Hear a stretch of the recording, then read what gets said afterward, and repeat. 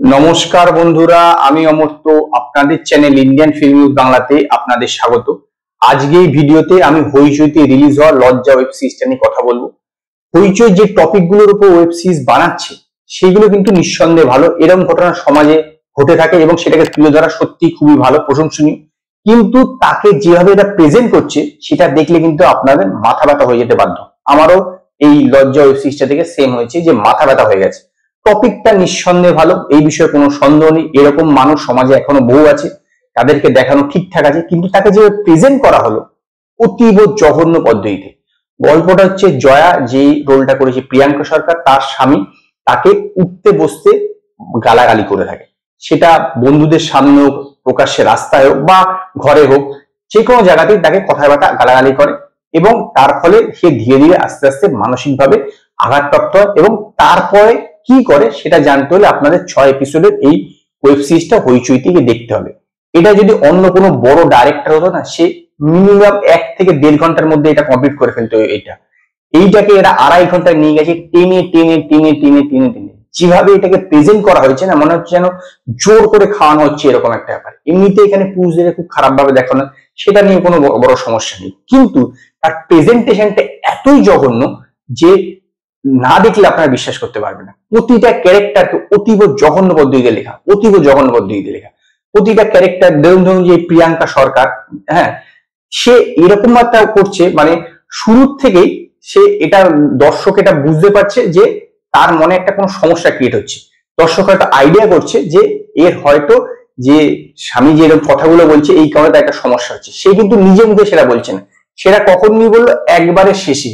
দর্শক অধীর আগ্রহ অপেক্ষা করছে যে সে বলবে, কারণ দেখুন দর্শক বুঝতে পারছে আর যে মেন ক্যারেক্টার তার যে সমস্যাটা সে নিজে মুখে বলছে, দুটো কিন্তু ডিফারেন্ট জিনিস। মেন ক্যারেক্টারটা যখন নিজে মুখে সমস্যার কথা বলে তখন দর্শক তার সঙ্গে রিলেট করতে পারে, সেটা কিন্তু যতদূর তো দেখানো হয় ততদূর দর্শক সেই ক্যারেক্টারটার সঙ্গে অ্যাটাচ হয়ে যেতে পারে। এখানে কি করলো, ক্যারেক্টারটা নিজে মুখে কিছুই বলছে না, তার সমস্যাটা কি হচ্ছে একবার শেষে গিয়ে বলছে, আবার পরবর্তী সিজনে গিয়ে পরবর্তীটা দেখানো হবে।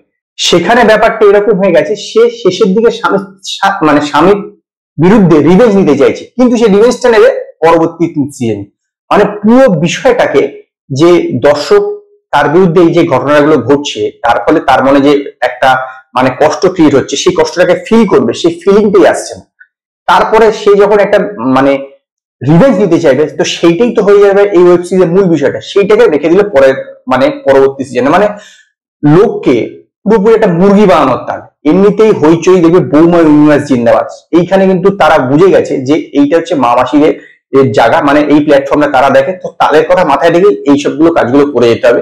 যে সমস্ত কিছুর মধ্যে গদ ভাব, প্রতিটা ক্যারেক্টার এরকম একটা একজনকে ডিপ্রাইভ করে চলেছে, সেটা তার স্বামী হোক, তার বন্ধু বান্ধব হোক, তার বোন হোক, তার মা হোক, মানে সমস্ত দিক থেকে একটা ডিপ্রাইভ করে, যেরকম সিরিয়ালে দেখে থাকেন সেরকম সবাইকে একটা কর্নার করে নিয়ে যাচ্ছে। এবার সে যখন ঘুরে দাঁড়াতে যাবে সেই সময় শেষ হয়ে গেল, ব্যাপারটা এরকম ব্যাপার। অদ্ভুত রকম বানিয়েছে।